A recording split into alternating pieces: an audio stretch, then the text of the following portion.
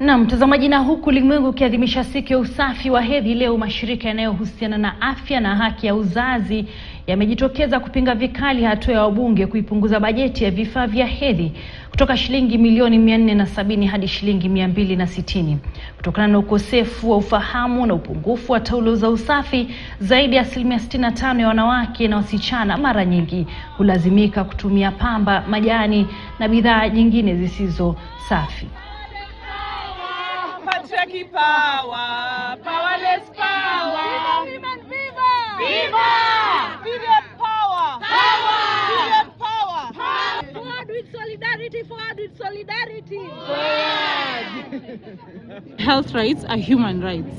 Lack of equality, menstrual products and information violates several human rights, which include the right to human dignity, the right to an adequate standard of health and well-being, the right to education, the right to work, the right to non-discrimination and gender equality. Our members of parliament have slashed from 470 million to 260 million. It is a call. We are calling for more action. We are calling for a review of that budget, in ensuring that they have reviewed upwards that budget, in ensuring that our girls have access to this product so that they will go to school. They will be able to be empowered enough to realize their highest potential. One way to make it normal is to start a conversation. So for example, and I usually use my platform on social media a lot, to just start a conversation. Don't overthink it. Don't be like, oh, I need the data, no.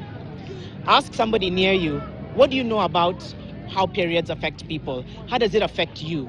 I remember putting up a post once and I had 1 or 2 men saying, thank you for allowing me to have this conversation with my girlfriend, simply because I just started it. So just start, turn to the person and say, do periods, what do you know about periods? If they say we don't know anything, if we both don't know, let's... Mtazamaji, taarifa hiyo inaniruhusu nifunganye virago vyangu hapa kwenye KTN leo weekend. Imekuwa fahari yangu kuwa nawe tangu mwendo wa saa 1. Naitwa Cecilia wa Kesho Mathuva. Tumekuwa na Demen Evans upande wa lugha ishara. Usiku mwema, kwa heri.